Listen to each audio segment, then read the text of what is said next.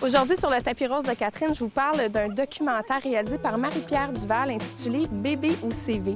C'est un sujet qui me touche personnellement parce que le documentaire fait la lumière sur le dilemme qu'ont les femmes entre rester à la maison et s'occuper de leur enfant ou d'avoir une carrière. Alors, allons rencontrer tout de suite Marie-Pierre et on va se demander « Bébé ou CV ». Ce film est né de mon besoin de comprendre l'étrange malaise qui s'est installé en moi après la naissance de mon premier enfant. Je redoutais la fin de mon congé de maternité parce que je me sentais incapable d'être à la fois mère, femme et travailleuse. Marie-Pierre, est-ce que tu es consciente que tu viens de mettre le doigt sur un des plus grands mots de la société? En tout cas, tu viens de soulever un paquet de questions parce qu'on entend, on entend les gens parler de ton documentaire. Oui, je suis très contente parce que je l'ai fait un peu aussi dans ce but-là, c'est-à-dire pour briser la solitude des mères et des parents qui se sentent seuls et incompétents à faire les deux, donc à travailler et à s'occuper de leurs enfants. Donc, je suis très contente. Faire ça parce que moi, je me souviens de mon congé de maternité. Je suis pas sûre que j'aurais été capable de faire un documentaire en même temps. C'est quand même brave. Mais quand même, je suis pas hot, là. Faut régler ça tout de suite parce que là, ça donne comme une autre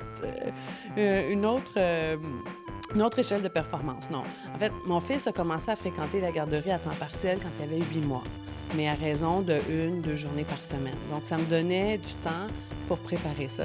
Donc, tu as rencontré plusieurs femmes, une quarantaine de femmes. Tu as terminé ton documentaire en présentant seulement 4. Qu'est-ce qui s'est passé entre le 40 et le 4? Bien, ce qui est important, c'est qu'elles soient à l'aise devant la caméra, qu'elles aient réfléchi à la question, qu'elles le vivent aussi, qu'on sente que c'est senti. Puis ce que j'aime beaucoup des mères que j'ai choisies, c'est qu'elles sont vraies. Et elles n'essaient pas de projeter l'image d'une mère parfaite. Ça, c'était peut-être le critère numéro 1. Est-ce qu'il faut choisir justement entre une carrière et entre rester à la maison ou c'est possible de concilier les deux?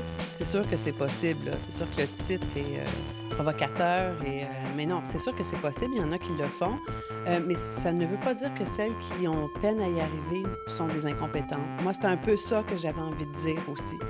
Est-ce que tu penses qu'il faut, maintenant, avec la société dans laquelle on vit, est-ce qu'il faut attendre d'avoir une carrière et après avoir des enfants pour pouvoir réintégrer justement le marché du travail d'une façon plus naturelle, où on devrait peut-être avoir nos enfants plus tôt puis fonctionner avec?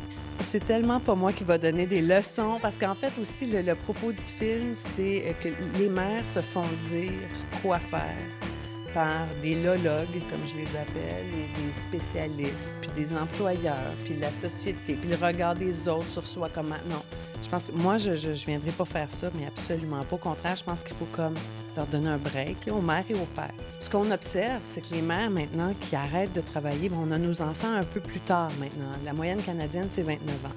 Donc, quand on arrête de travailler à 29 ans, on a des études, puis on a de l'expérience de travail derrière la cravate, donc on est peut-être moins vulnérable lorsque c'est le temps de revenir sur un marché du travail ou dans des cas de séparation. On a un bagage professionnel. Donc, il n'y a pas de vérité, là. Je dirais pas qu'il ne faut pas faire ses enfants tôt, il ne faut pas faire ses enfants tard, mais c'est sûr que ça donne peut-être une sécurité aux femmes lorsqu'elles elles ont des enfants peut-être un peu plus tard. Et on a parlé beaucoup de femmes qui étaient en couple. Évidemment, la réalité d'aujourd'hui, c'est qu'il y a énormément de séparations. Est-ce que ça peut être applicable ou est-ce qu'on pourrait prendre le cas de la séparation différemment? Parce qu'évidemment, une femme qui est seule pourra difficilement rester à la maison. C'est sûr. C'est même pas une option. C'est normal, ça prend un deuxième revenu pour pouvoir se permettre ce choix-là, ce choix de famille-là. C'est pas quelque chose qu'on peut faire quand on est monoparental.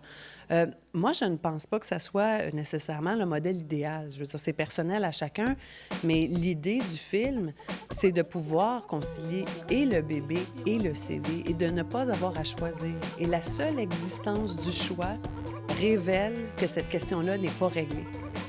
Le documentaire Bébé ou CV sera présenté ce soir le 1er décembre à 20h sur Canal Vie. Il sera aussi présenté en reprise le dimanche 6 décembre à 19h. Bon cinéma. Moi, je pense que le meilleur ami de la maman présentement, c'est le verre de vin. En tout cas, c'est ainsi, oui.